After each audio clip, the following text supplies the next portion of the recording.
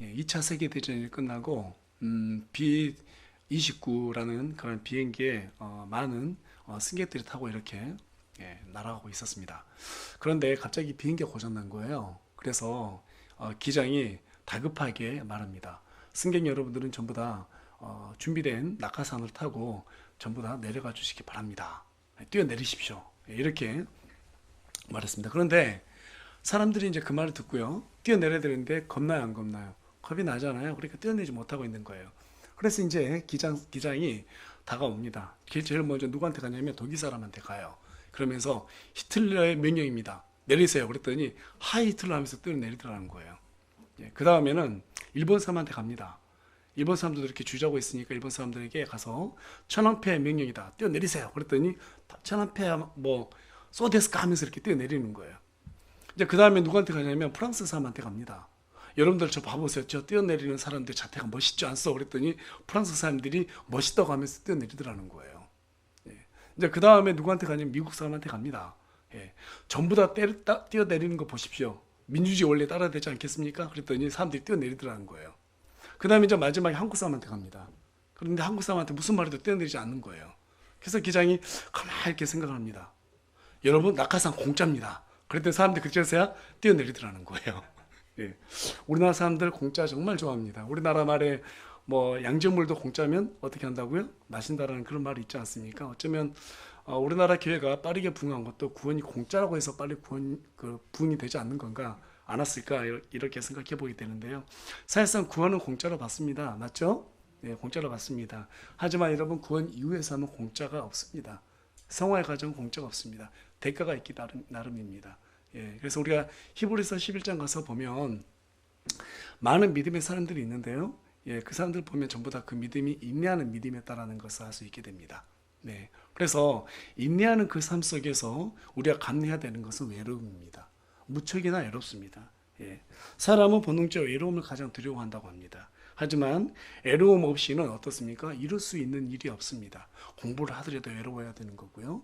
우리가 어떤 전문적인 일을 익히는데도 외로움이 반드시 있어야 됩니다. 혼자 하는 그러한 시간이 필요하죠. 그래서 우리가 사람이 산다는 것은 뭔가 발전을 이루기 위해서는 홀로서기를 어때요? 마주해야 되는 것입니다. 신앙생활도 그와 다르지 않죠. 네. 19세기 프랑스 대문호라 불리는 오네로 드 발자크는 아주 외로운 사람이었다고 그래요. 늘 그 사람에 관해서 사람들이 기억하고 있는 바로는 허름한 옷에 지는 범벅인 그러한 구두를 신으면서 두벅두벅 거리를 활보하는 것이 그 사람의 일상이었다고 합니다. 발자크가 너무 외로워가지고 여자를 만나고 싶었어요. 그런데 얼굴이 안 생겼는지 도통 여자들에게 인기가 없었더라는 거예요. 그래서 본인이 마음에 드는 여자들에게 회신이 오지 않든 개의치 않고 계속해서 연애 편지를 썼다고 합니다. 물론 회신은 오지 않았던 것으로 알고 있습니다. 하지만 후에 그 모아놓은 편지가 나중에 발자크에게 걸작의 백학화라고 하는 그런 명품 소설을 탄생시키는 그런 기초가 되어 주었다고 합니다. 이외에도 우리 그 보면 조선 후기에 여러분들 잘 알고 있는 그 실학자 정약용 선생님의 대표저서의 몸미심서라든지 흠음신서 같은 경우에도 강진으로 유배되고 난 다음에 그곳에서 홀로 그 유배지에서 생활하면서 썼던 그런 책입니다. 그러니까 사람들은 어떻습니까? 이 외로움과 마주했을 때 내가 어떤 사람이고 내가 무엇을 해야 되고 내가 어떻게 살아야 되는지를 생각하게 되는 것이죠. 오늘 본문에 있는 디모데후서를 비롯해서 골로새서, 에베소서, 빌레몬서, 빌립보서, 디도서 모두 전부 다 바울이 감옥에 갇혀 있을 때 기록한 그러한 서신서입니다. 특별히 오늘 본문은 사도 바울이 죽음을 앞에 두고 기록된 책이라는 데에 큰 의미가 있는 것으로 생각합니다. 그런데 이때 바울은 누가라는 사람을 빼놓고 의사 누가라는 사람을 빼놓고 정말 죽음을 앞에 두고 있는데 사람들이 전부 다 곁을 떠난 거예요. 여러분 한번 생각해 보세요. 평생 동안 복음을 위해서 신실하게 섬겨왔고 누구 보아도 정말 많은 고생을 했는데 이제 죽게 되었는데 그 앞에 그 시점에서 주변에 함께했던 동역자들이 다 떠난다고 생각해 보세요. 그 외로움은 말로 어떻게 표현하기 어려울 거예요. 그렇지 않겠습니까? 네. 사람이 살다 보면 이런저런 오해들로 헤어지는 일이 생깁니다. 만나면 헤어지는 일이 반드시 있죠.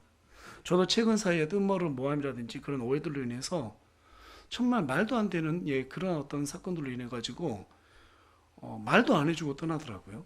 어떨 때는. 그래서 이게 어떻게 된 일인가 이거 물어보면 또 말도 안 해줘요. 사람과 헤어진다는 건 참 큰 고통이 수반됩니다. 그럴 때마다 왜 이와 같은 일이 생겼는지 정말 이해할 수 없다. 이해하고 싶지도 않을 정도로 고통스러울 때도 있죠. 그런데 오늘 본문에 있는 가운데서 왜 그와 같은 일이 생겼을까 어렴풋이 조금 짐작해 보게 되었습니다. 사도 바울 곁에 만약에 많은 사람들이 있었더라면 애롭지는 않았을 수 있었겠죠. 하지만 오직 그리스도의 십자가만 바라보는 데는 아마 좀 차이는 있었을 거라고 생각이 듭니다. 사도 바울에게 하나님은 끝까지 어떻습니까? 사람의 얼굴이 아니라 하나님의 얼굴을 찾기를 하나님께서 그렇게 원하셨습니다. 그래서 어쩌면은 옆에 동역했던 그 사람들을 다 떠나보내게끔 하신 건 아닌가 이런 생각을 하게 되었습니다. 여러분, 저와 여러분은 사람을 의지하느라 하나님을 찾지 않게 됩니다. 그렇지 않습니까? 심지어는 돈이 많아도 하나님 안 찾게 되죠. 편하니까.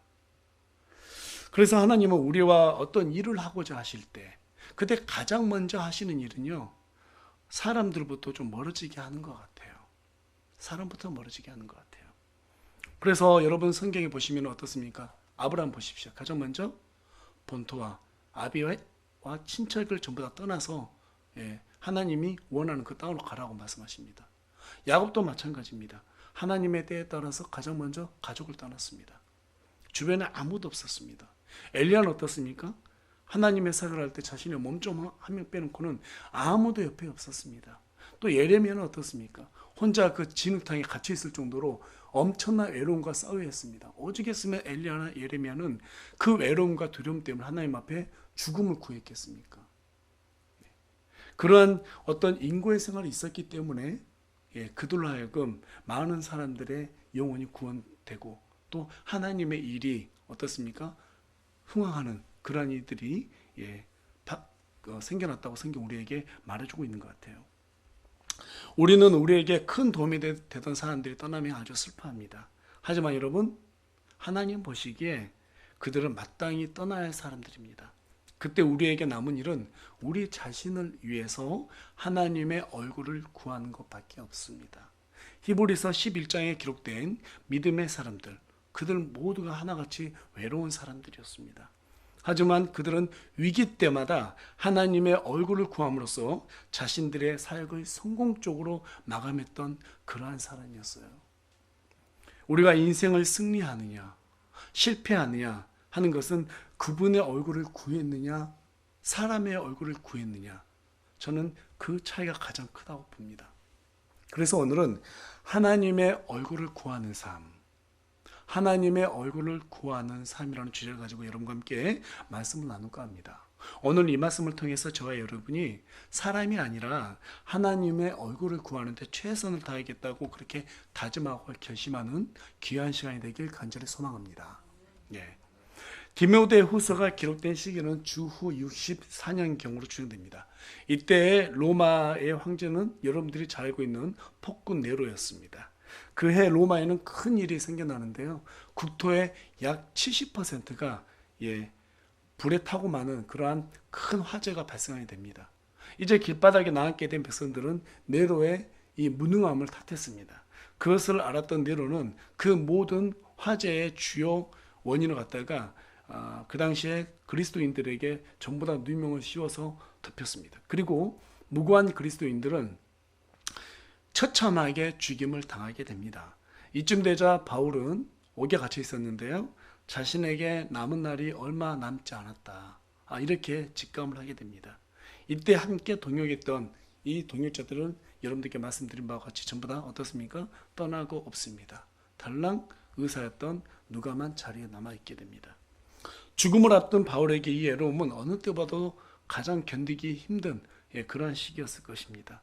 그럼에도 불구하고 우리가 지금 디모데후서 이 서신서를 보게 되면 바울은 이 애로움마저도 사치로 여기고 자신의 죽음 넘어, 여러분들 죽음을 보지 않았습니다.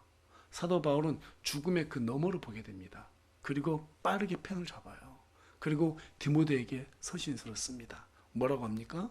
겨울이 되기 전에 서둘러서 빨리 오라고. 서둘러서 오라고. 그렇게 편지를 쓰게 됩니다. 왜 그렇습니까? 언제 죽을지 몰라서 그래요. 아마도 생각했던 것 같아요. 내가 겨울이 오기 전에 죽겠구나. 그 전에 디모데를 봐야 했던 거예요. 저와 여러분에게도 겨울은 언제 찾아올지 몰라요. 언제나 봄과 가을만 있는 것이 아닙니다. 봄의 따스함과 가을의 시원함, 그런 날만 있는 것이 아니라 어떻습니까? 우리도 언젠가는 하나님을 만나야 되는, 죽음이라는 그 시기를 통해서 하나님과 반드시 만나야 되는 그런 때가 있습니다. 같은 그리스도인이라도 마지막 너머를 바라보고 사는 사람과 당장 앞만 보고 죽음을 두려워하는 사람, 여기는 엄청난 차이가 있기 마련입니다. 그렇다면 여러분, 죽음을 준비하는 사람은 어떤 사람일까요? 어떤 사람일까요? 우리 다 같이 디모데후서 보겠습니다. 디모데후서 4장 6절에서 8절 말씀 한번 읽어볼까요? 그 대표적인 사람이 바울이라고 생각하는데요. 우리 다 같이 디모데후서 4장 6절부터 8절까지 말씀 한 목소리 읽어보도록 하겠습니다. 시작. 이제 내가 내 자신을 헌물로 드릴 준비가 되었고 나의 떠날 때가 가까이 이르렀도다. 내가 선한 싸움을 싸우고 나의 달려갈 길을 마치고 믿음을 지켰은즉 이후로는 나를 위하여 의의 관이 예비되어 있나니 주 곧 의로우신 심판자께서 그날에 그것을 내게 주실 것이요 내게만 아니라 그분의 나타나심을 사랑하는 모든 자에게도 주시리라. 바울은 지금 보니까 이런 여러 가지 죽음을 직감하는 가운데서 첫 번째, 이 죽음을 어떻게 맞이할 것인가, 어떻게 맞이할 것인가, 죽음 너머의 이후에 어떠한 일이 있을 것인가를 생각했어요. 그래서 늘 바울은 죽음을 늘 대비했던 것 같아요. 준비했던 것 같아요. 또 두 번째는 죽음 너머에 있을 또 자신에게 주어질 그런 보상을 바라봤습니다. 어떤 분들은 나중에 죽으면 하나님 앞에 가서 상급 받을 생각 별로 없어요. 되게 겸손한 척 얘기하는데요. 그거는 거짓말입니다. 여러분, 그렇죠? 네. 하나님이 우리에게 보상을 준다고 그랬어요. 그러면 우리는 뭘 바라봐야 돼요? 그 보상을 바라보는 게 맞는 거예요. 보네퍼 목사님이라는 분은 히틀러에게 순교를 당할 때 이런 말을 했다고 합니다. 드디어 끝이다. 하지만 생명은 이제 시작이다. 그리고 그 모습을 봤던 어떤 기자분이 일기를 썼는데, 그렇게 평안하게 죽는 모습은 처음 봤다. 그 모습이 잊혀지지 않는다. 이런 얘기를 했다고 그래요.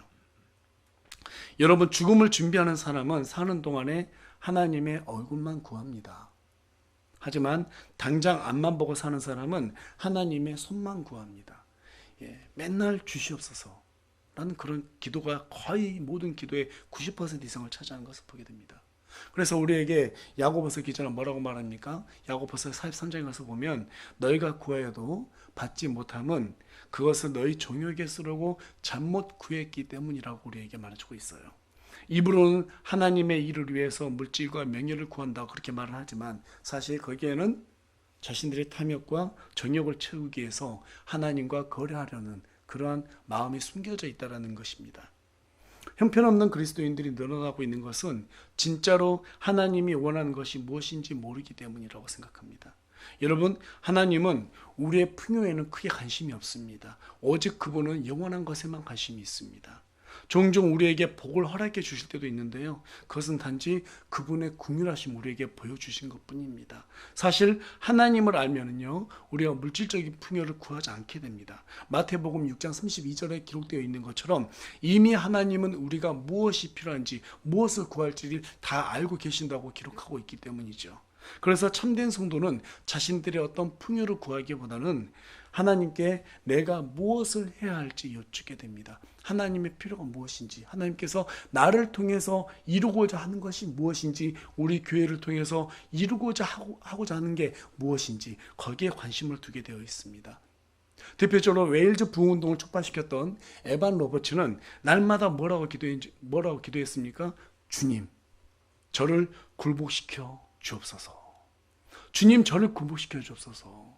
내가 맨날 주님을 위한다고 생각하고 주님을 위해서 주님의 부흥을 위해서 그렇게 기도하고 구한다고 하지만 내 마음이 그렇게 되지 않고 있습니다. 주님 저를 구복시켜 주옵소서.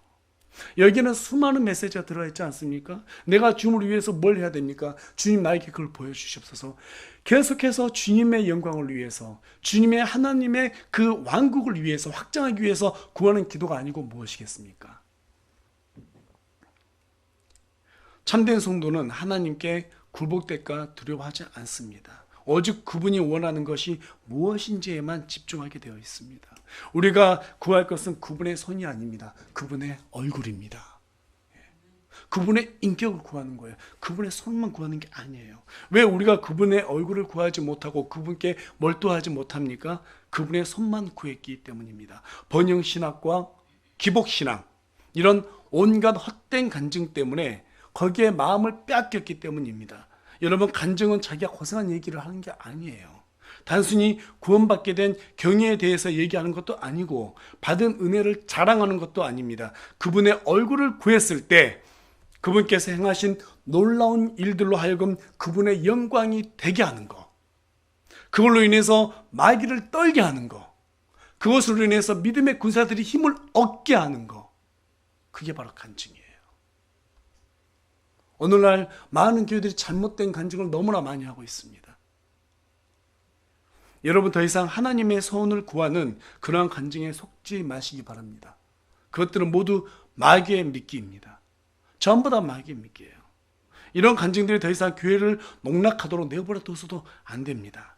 오직 간증은 하나님의 손이 아니라 말씀대로 이루신 그분의 신실한 그분의 일하심을 드러내는 것입니다. 그게 바로 하나님의 얼굴을 드러내는 거예요. 다시 한번 강조합니다. 간증은 나를 통해서 말씀대로 이루신 그분의 얼굴을 드러내는 것입니다. 말씀대로 있는 행하신 그분을 찾아서 내가 그분을 경험했다라고 사람들에게 전해주는 거, 이게 바로 간증인 거예요. 이제 본론으로 들어가겠습니다. 사도 바울은 디모데에게 겨울이 오기 전에 서둘러 오라고 했습니다. 죽음을 예감했기 때문입니다. 그리고 또 올 때 몇 가지 당부하는 내용이 나오게 되는데요. 우리 다 같이 11절 말씀 읽어보도록 하겠습니다. 시작. 오직 누가만 나와 함께 있느니라. 막을 취해 데리고 오라. 그가 사역을 위해 내게 유익하니라. 지금 보니까 마가를 취해서 데려오라고 말하고 있어요. 나 혼자 있어, 이 얘기를 하고 있습니다. 도울 자가 없어. 그런데 내가 지금 너에게 특별히 할 말 있어. 근데 올 때 그냥 오지 마. 마가를 데리고 와. 사도행전 15장에 가서 보면 바울이 마가 때문에 바나바하고 크게 다툰 그러한 내용이 기록되어 있습니다. 한때는 바울이 마가를 되게 미워했어요. 마가를 미워했습니다. 마가는 바울에게 거절을 당했던 사람이었습니다. 그런데 왜 바울이 마가를 찾았을까요? 죽기 전에 야, 좀 미안해 라고 이렇게 화해하려고 그랬을까요? 아마 이제 그 부분도 틀림없이 있었을 것입니다. 하지만 그런 의미도 있지만 더 중요한 것은 그가 사역을 위해서 내게 유익하니라 라고 지금 말하고 있습니다. 그렇죠? 여러분, 11절에서 유익하다는 말이 어떤 뜻이었을까요? 우리 다 같이 디모데후서 그 앞에 있는데요. 앞에 2장 21절 찾아가서 한번 읽어보도록 하겠습니다. 디모데후서 2장 21절입니다. 다 같이 읽겠습니다. 시작. 그러므로 사람이 이런 것들로부터 자기를 깨끗하게 하면 종교에 이르는 그릇 곧 거룩히 구별되어 주인이 쓰기에 합당하며 모든 선한 일에 예비된 그릇이 되리라. 지금 유익하다는 말은 똑같은 이 디모데후서를 썼던 사도 바울이 뭐라고 우리에게 얘기해 주고 있냐면 주인이 쓰기에 합당한 것이다. 지금 마가가 사도행전 15장에서 어떻습니까? 바나바하고 바울이 서로 다투면서 헤어졌잖아요. 이때 마가는 바나바를 따라가면서 사역을 했어요. 그런데 그 사역을 하는 것마다 복음을 전할 때마다 사람들이 믿게 되고 하나님의 맡은 그 자신의 일을 신실하게 감당했다라는 거예요. 그런 소문을 바울은 틀림없이 들었습니다. 그리고 마가를 어떻게 했어요? 그가 하나님 앞에서 자신을 입증했다라고 인정을 한 겁니다. 아, 저 사람 입증된 사람이구나. 저 사람은 하나님 앞에서 검증된 사람이구나. 내가 저를 잘못 봤구나. 이제 내가 죽게 되었으니 이제 이후의 일을 부탁해야 되겠구나. 그런 의미에서 이 마가를 데리고 오라 했던 거예요. 실제로 이로 인해서 마가복음 이후에 또 이제 기록이 되죠. 여러분, 하나님의 찾는 사람은 자신의 믿음을 입증하는 사람입니다. 저와 여러분이 정말 하나님을 사랑한다라고 우리가 그렇게 고백한다면 그 사랑에 대한 증거를 보이셔야 됩니다. 입으로만 사랑한다 해서는 안 됩니다. 예. 제가 금요일 때도 말씀을 드렸는데요. 우리 복음성가 그날 뭘 불렀냐면 나 무엇과도 주님을 바꾸지 않으리. 예. 그 복음성을 불렀습니다. 우리 너무나 형식적으로 찬양을 하는 것 같아요. 예. 정말 무엇과도 주님을 바꿀 수 없다. 그런 고백을 했다면 우리가 정말로 그렇게 살아야 되지 않겠습니까? 예. 우리의 믿음을 입증하는 삶을 산다는 거 정말 쉬운 일이 아닙니다. 여러분, 오늘 예배 드리고 또 이제 집에 가잖아요. 금방 마음 빼앗길 수 있어요. 예. 우리는 너무 쉽게, 우린 다 죄인이고 그 죄에 속성하고 있기 때문에 세상에 금방 동화되기 쉽습니다. 그러면 지금 이렇게 진지하게 듣고 있는 이 말씀도 금방 잊어버려요. 내가 정말 주님을 사랑하지, 그러면 하나님 앞에 그 믿음을 드러내야지, 하나님께 입증되는 사람이 돼야 되지, 예, 이런 마음을 금방 잊기가 쉽습니다. 그래서 여러분, 날마다 말씀을 상고하는 가운데 있으면 참 좋겠어요. 그것을 지키는 것은 말씀 있는 것밖에 없어요. 예, 가정에서 예배 드리고요, 정말 말씀 있는 거 이것밖에 없습니다. 달리 도리가 없더라고요. 예, 밤마다 하나님 앞에 짧든 길든 기도하는 겁니다. 예, 어떤 일이 들면 늘 기도하는 거예요. 그렇지 않으면 여러분, 그냥 다람쥐 쳇바퀴 돌듯이 한 주 그렇게 살다 보면 어느새 내 인생 겨울이 와 있는 거예요. 예. 우리 최산모 형제님하고 몇 주 전에 통화하다 보니까 그런 말씀 하시더라고요. 예. 이제 어느덧 연배가 이제 70세 이제 가까이 돼가니까, 7학년이 돼가니까, 예, 마지막 그 스테이지에서 하나님 앞에 열심히 좀 살아야겠다. 예. 참 그 말 들을 때 감사했어요. 통화하면서. 예. 우리가 뭐 오는 것은 순수했지만 가는 건 순수 없잖아요. 그렇죠? 인생의 겨울 갑자기 찾아올 수 있습니다. 여러분, 우리의 믿음이 언제 하나님 앞에 입증돼야 될지, 예, 그거 언제 아닙니다. 사실 지금이에요. 지금입니다. 지금이에요. 우리는 일부러 믿음 있는 것처럼 포장할 때가 참 많습니다. 하지만 여러분, 우리가 그렇게 믿음 입증하기 위해서는 우리가 맡은 일, 그 일에 최선을 다해야 합니다. 이제 13절을 가서 보면 뭐라고 말하냐면 겉옷을 가지고 오라고 사도 바울이 그렇게 당부하는 것을 보게 됩니다.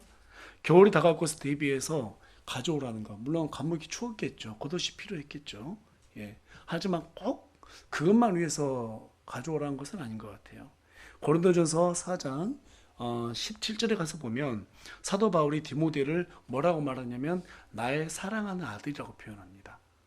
나의 사랑하는 아들 디모데야. 이렇게 표현을 해요. 아들로 생각할 정도로 바울이 디모데를 아꼈다는 말이죠.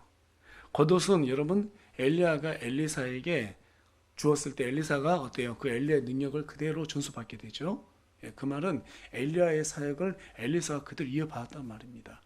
겉옷이 상징하는 바는, 예, 이 사도 바울이 지금까지 사역해왔던 그 길을 디모데에게 그대로 물려주고자 함이 아닌가, 이렇게 생각해 볼 수 있게 됩니다.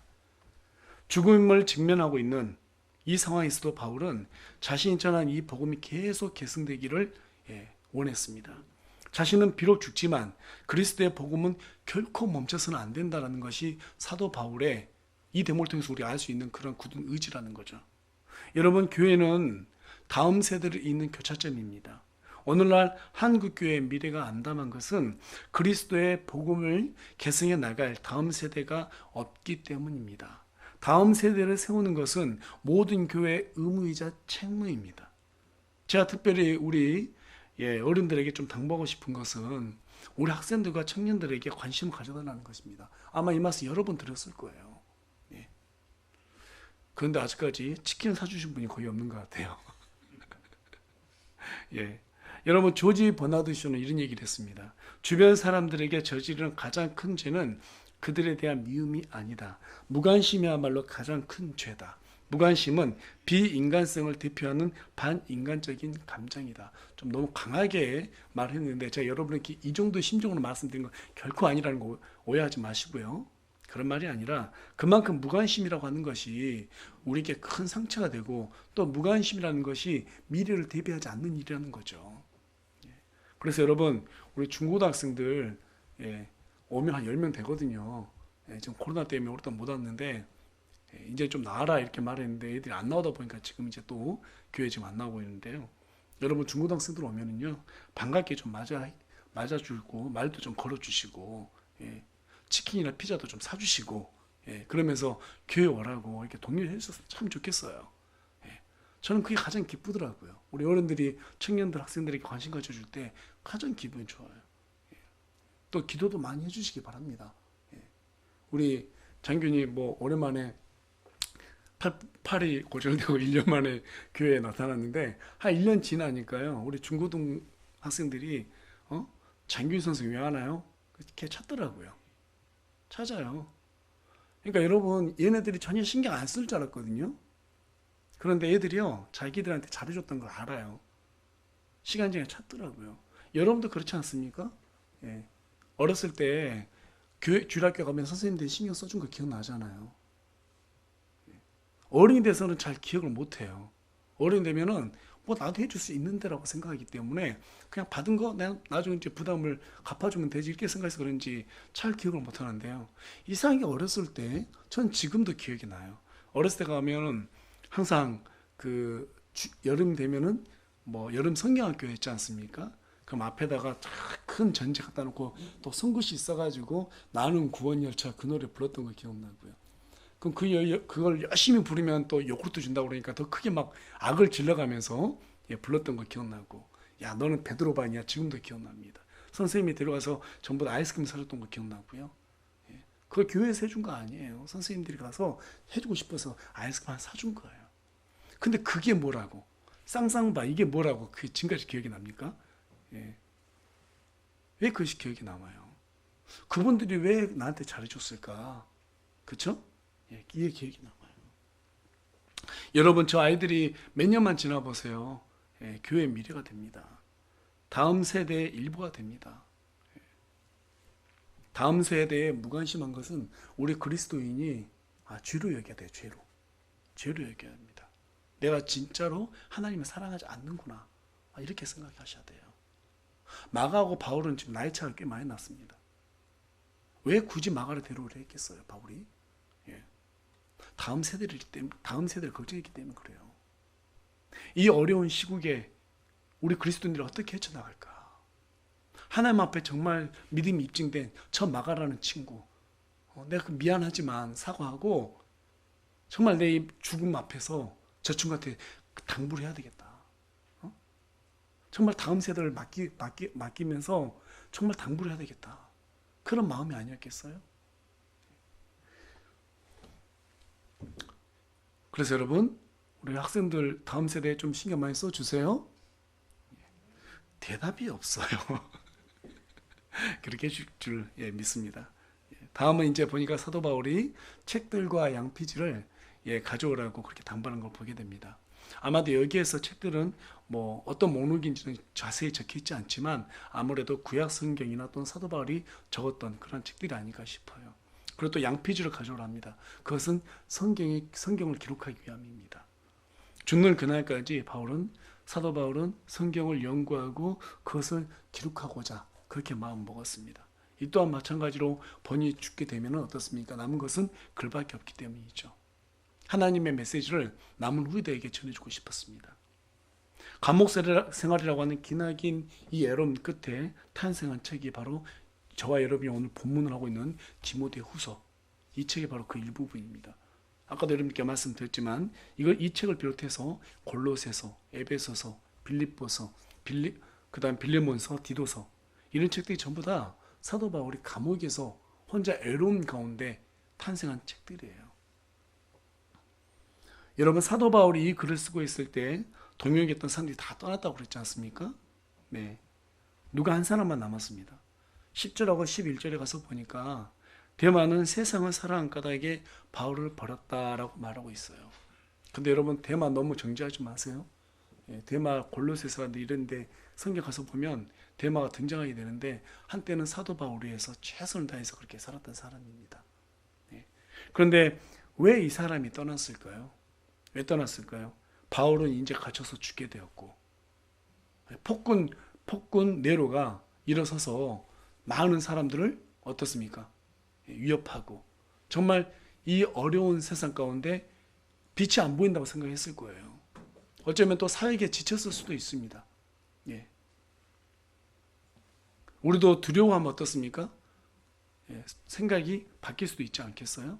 그래서 너무 정치할 것까지는 없지만 그래도 여기에서 우리가 한 가지 얻을 수 있는 교훈은 뭐냐면 세상을 두려워하는 것도 지금 여기 봐보세요. 세상은 사랑이 때 해서 떠났다고 말하지 않습니까? 타락해서 떠난 건 아닌 것 같아요. 그렇다면 세상을 두려워했기 때문에 떠났다. 그래서 저는 이런 생각이 들었습니다. 세상을 두려워하는 것도 세상을 사랑하는 방식 중에 하나라는 거죠. 그런데도 바울은 그들이 열심히 사역했던 것만 기억하고자 했습니다. 그들에게 책임을 돌리지 않았으면 한다라고 그렇게 기도했던 것을 보게 됩니다. 인간적으로 하나님을 위해서 마지막까지 외롭게 생을 마감하도록 하나님께서 바울을 그렇게 환경 가운데 두셨습니다. 여기에서 우리는 하나님의 이런 외로움을 감수하는 것이라는 사실을 직시할 수 있어야 합니다. 세상 친구들도 하나둘씩 떠나가고 직장 동료들도 멀어집니다. 아니, 여러분 사실 복음 전하면요 다 멀어지게 되어 있어요. 멀어지게 되어 있어요. 한번 전해보세요. 주변 사람들이 떠나갈걸요? 하나씩 떠나갈 거예요. 사실 이게 당연한 거거든요. 우리는 이런 일들로 당황하고 슬퍼하지만 영적으로 볼 때는 너무나 자연스러운 일입니다. 다시 말해서 하나님의 얼굴을 찾는 일은 외로움을 각오하는 것입니다. 주변에 친구 없어지면 어떻게 하지? 이 사람들이 나를 미워하면 어떻게 하지? 그러면 나는 힘들 때 누구한테 가지? 이런 계산 어떻게 안 할 수가 있겠습니까? 그런 계산하면 두려움이 생길 수밖에 없어요. 하지만 여러분 성경에서 모든 인물들을 봐보세요. 그것부터 결심했어요. 그것부터 각오했어요.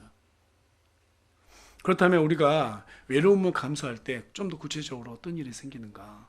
네, 우리 다 같이 16절하고 17절 말씀 읽어보도록 하겠습니다. 시작. 내가 처음 답변할 때 아무도 나와 함께 서지 아니하고 모든 사람이 나를 버렸으나 그것을 그들의 책임으로 돌리지 아니하시기를 내가 하나님께 기도하노라. 그럼에도 불구하고 주께서 나와 함께 서서 나를 강건하게 하셨으니 여기까지 읽겠습니다. 여러분 지금 사도 바울이 로마 감옥에 복음을 전파하다 두 번째로 투옥되었어요. 그때 복음을 전파할 때 모든 사람이 사도 바울을 버렸습니다. 여러분 우리가 복음을 전할 때 버림을 당하게 되어 있습니다. 함께 동행했던 동역자들도 슬그머니 그 자리에서 전부 다 발을 빼었습니다. 그런데 놀라운 사실은 바울 곁에 아무도 없었지만 오히려 그 시기에 하나님께서 바울을 더 굳건하게 붙들었다라는 거예요. 하나님이 바울과 함께 하셨다는 거예요. 그것으로 인해서 거기 있던 모든 이방인들에게 복음이 전파되었다라는 거예요. 성경에는 자세히 기록되지 않습니다. 하지만 저는 바울이 사람들에게 복음을 전했을 때 전부 다 버리고 홀로 남겨졌을 때 틀림없이 바울은 속으로 기도했을 것입니다. 하나님 함께 해주세요. 하나님 나 이 사람들한테 복음 전해야 돼요. 함께 해주세요. 이렇게 들어준 사람들이 좀 있었다면 그런 기도 안 했을 수 있었겠죠. 내 편 좀 있는데. 그런데 지금 전부 다 믿지 않은 사람들, 옆에 로마 군인들까지도 있어요. 얼마나 두려웠겠어요. 거기에서 어떻게 하나님의 얼굴을 찾지 않을 수 있었겠습니까? 무슨 배짱으로? 마지막 의지할 분은 하나님밖에 없었어요. 하나님 얼굴을 간절히 찾았을 겁니다. 믿으십니까? 그렇게 되었을 때 이방인들에게 어떻습니까? 복음이 전파되었고 또 17절 하반절 보면 내가 사자 입에서 구출되었느니라. 죽음으로부터 구출되었다라는 거예요. 계속해서 18절 보시면요. 주께서 나를 모든 악한 일에서 건져내시고 또 자신의 하늘 왕국에 이르기까지 보존하시리니 그분께 영광이 영원 무궁토록 있기를 원하노라. 모든 악한 일에서도 우리 하나님께서 건져내 주셨다고 사도 바울은 정확하게 기록하고 있습니다. 여러분, 우리가 뭔가 이렇게 든든한 사람의 손을 놓으면요 불안할 것 같지만요, 우리가 손을 놓잖아요. 하나님 그 손을 잡고 계세요. 손을 놔야 돼요. 그래야 하나님 잡아주세요. 하나님은 결코 우리가 누군가의 손을 잡고 있는 한은 손을 안 잡아주세요. 일전에 한번 예화로 여러분께 들려드렸지만 원숭이를 잡을 때요, 아프리카에 있는 사람들 원숭이 잡을 때 어떻게 하냐면 원숭이 이렇게 통을 하나 만든다고 그래요. 그리고 동그랗게 구멍을 조그맣게 판다고 합니다. 이렇게 손 하나 겨우 들어갈 수 있을 만한 구멍 하나 판다고 그래요. 그리고 그 안에다가 원숭이가 좋아하는 바나나 같은 거 이렇게 집어넣어요. 그럼 원숭이가 손을 이렇게 쑥 집어넣어서 바나나를 집을 거 아니에요. 그때 사람들이 와서 잡는다고 그래요. 자기가 살려면 바나나 놓고 손 빼면 빠지거든요. 근데 원숭이가 왜 잡히냐면 바나나 이걸 안 놓으려고 발버둥 치다 잡힌다고 그래요. 절대 안 놓는데요. 우리가 다 그와 같지 않습니까? 돈 아니면 안 돼. 사람 아니면 안 돼. 저도 믿음이 많이 연약하지만 정말 그런 생각 들 때가 많거든요. 그때 한번 눈 딱 깜깜하면 나와버려야 되는 거예요. 내가 가장 의지하는 친구, 내가 가장 의지하는 사람, 친지, 물질, 권력, 명예 놓는 거예요. 그때 하나님이 손을 딱 붙잡아 주세요. 저는 개인적으로 영화 중에서 그 쉰들러 리스트라는 영화 있죠. 그 영화 포스터를 되게 좋아해요. 그 영화 포스터가 딱 손을 붙잡고 있는 거잖아요. 하나님께서 우리의 손을 붙잡아 줄 때는 우리가 생각하고 있는 거, 사람의 얼굴을 구하는 때를 놨을 때입니다. 그때 하나님께서 우리의 손을 붙잡아 주신다고 믿습니다. 지금 우리가 16절, 17절, 18절 바울이 이렇게 고백해 놓은 글들을 보면서 어떤 생각이 드냐면, 이것이 성도의 간증이구나. 이것이 성도의 간증이구나. 이 간증을 위해서 하나님은 사도 바울에게 외로운 시간을 허락하셨구나. 죽을 때도 우리한테 어떻게 죽으라고 이 자세를 보여주기 위해서 하나님은 이렇게 하셨구나. 여러분, 하나님 믿었더니 남편이 승진하고 자식이 좋은 데 가고 돈 많이 벌었다. 모두 거짓 간증이라고 말씀드렸습니다. 이런 간증이 우리의 길을 더럽히지 않도록 내버려 둬서는 안 됩니다. 하나님의 얼굴을 구하는 사람은 누구든지 복음의 풍요를 누리게 되는 것, 이 땅의 물질보다 먼저 그것을 구하는 것이 우리의 본분이기 때문입니다. 결론을 말씀드리겠습니다. 바울은 하나님의 얼굴을 구함으로 외로움을 이겨냈습니다. 외로움이 찾아오는 이유는 하나님의 얼굴을 구할 때가 됐다고 우리에게 주는 사인입니다. 하나님의 일을 할 때가 됐다는 사인이에요. 바울은 이 사실을 영적으로 민감하게 캐치했습니다. 그때 바울이 고백했던 신앙을, 그때 바울이 자신이 과거에 고백했던 그러한 신앙을 더욱 굳게 붙잡았는데요. 그 내용이 어디 있냐면 고린도전서 2장 2절에 있습니다. 우리 다 같이 고린도전서 2장 2절 말씀 한번 읽어보겠습니다. 바울이 고백했던 내용입니다. 다 같이 읽겠습니다. 시작. 나는 너희 가운데 예수 그리스도 곧 십자가에 못 박히신 그분 외에는 아무것도 알지 아니하기로 결심하였느니라. 봐보세요. 십자가에 못 박히신 예수 그리스도 외에는 아무것도 알지 않기로 결심했다. 우리는 일반적으로 예수 그리스도의 십자가만 생각하거든요. 근데 그 뒤에 뭐라고 말하고 있어요? 그거 외에는 알지 않기로 결심했다라는 거예요. 바울의 이 결심이 죽음으로 입증되었습니다. 나는 고난이 올 것이다. 이건 알고 싶지 않아. 나한테 외로움이 올 것이다. 이거 알고 싶지 않아. 나 배고플 거야. 그래, 나 그거 알고 싶지 않아. 그때 가서 부딪힐 거야. 무엇을 위해서? 예수 그리스도의 십자가를 위해서. 주님께서 죽으셨을 때 혼자였어. 다 떠났어. 그거 각오한 거 아니까 무엇이겠습니까? 바울이 그걸 몰랐겠습니까?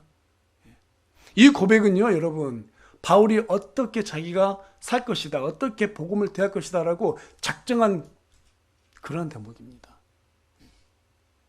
반대로 우리는 어떻게 삽니까? 이거 있으면 안 되고요, 저거 있으면 안 되고요, 이런 일 있으면 안 되고요, 여기 다 보호해 주시고 나면은 이거 조금 할게요. 복싱 선수가 링에서 이기려면 맞을 각오를 해야 이기는 겁니다. 그렇죠? 내 턱 하나 내줄 생각을 하고 싸우는 거예요. 어느 날 우리 그리스도인들이 왜 자꾸 연약해지냐면요. 맞을 생각 안 해요. 두려워요. 여러분 복싱 선수가 맞는 걸 두려워하면 지게 돼 있어요. 그렇지 않습니까? 이기려면 맞는 거 두려워하면 안 돼요. 한 대 맞고 내가 너 두 대 때릴 거야. 이런 결심이었으면 절대 못 이깁니다. 우리는 그래서 사는 게 고통스럽다고도 얘기합니다. 사도 바울이 우리에게 뭐라고 마지막으로 권면하냐면요. 우리 지금 보고 있는 4장 5절을 보면은 그 내용이 나와 있는데 우리 사도 바울이 권면해준 내용을 한번 보겠습니다. 5절 다 같이 한번 읽어보겠습니다. 시작. 그러나 너는 모든 일에서 깨어있고 고난을 견디며 복음 전도자 일을 행하고 내 사역을 온전히 입증하라. 예, 마가가 바나바와 함께 사역했으면서 자신의 사역을 믿음으로 입증했던 것처럼 우리에게도 그것을 입증하라고 지금 얘기하고 있습니다. 근데 뭐라고 말해요? 고난을 견디라고 말하고 있습니다.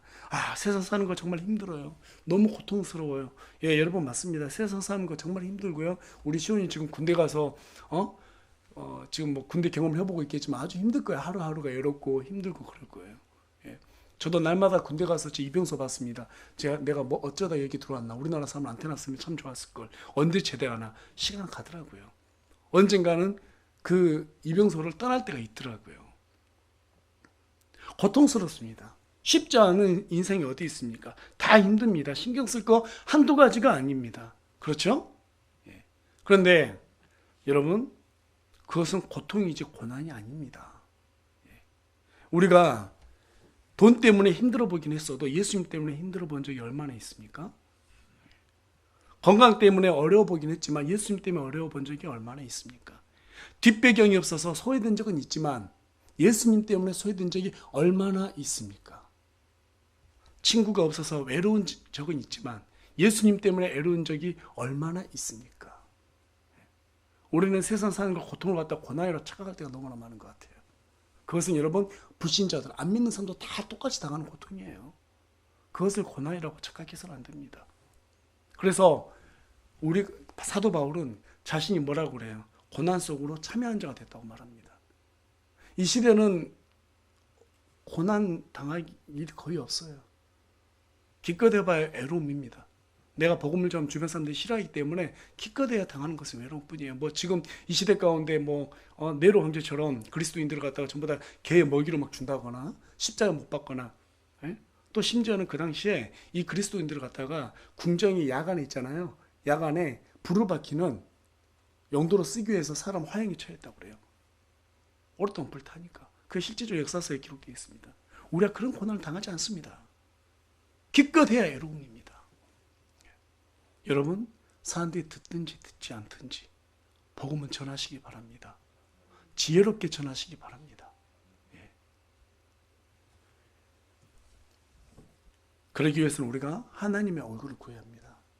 하나님의 선만 구하다가는 언제 우리에게 교훈이 올 줄 몰라요. 그리고 나중에 그리스도의 심판석에 갔을 때 너 나를 위해서 뭐 했니? 라고 물어봤을 때 주구장창 구하다 왔다 이렇게 말할 거예요? 그거 아니거든요. 먼저 하나님의 왕국과 첫째로 하나님의 왕국과 그분의 의를 구하라고 했습니다. 이게 바로 하나님의 얼굴을 구하는 겁니다. 저와 여러분이 정말 이 세상 사는 거 힘듭니다. 갈수록 먹고 살기도 힘든 세상이지만 그럼에도 불구하고 우리 형제자매들이 서로 위로하고 격려하는 가운데서 우리 그리스도의 복음을 위해서 각자의 삶 가운데 각자의 실전 가운데서 사람들에게 그렇게 복음을 전하고 하나님의 얼굴을 구하는 또 하나님을 의롭게 하는 하나님의 영광을 위해서 사는 저와 여러분이 되길 간절히 소망합니다. 그로 인해서 나중에 우리가 예수님 앞에 갔을 때 우리의 간증을 어때요? 많이 이렇게 짊어지고 하나님 앞에 간증을 내보일 수 있는 그러한 저와 여러분이 되길 정말로 간절히 그렇게 소망합니다. 기도하겠습니다.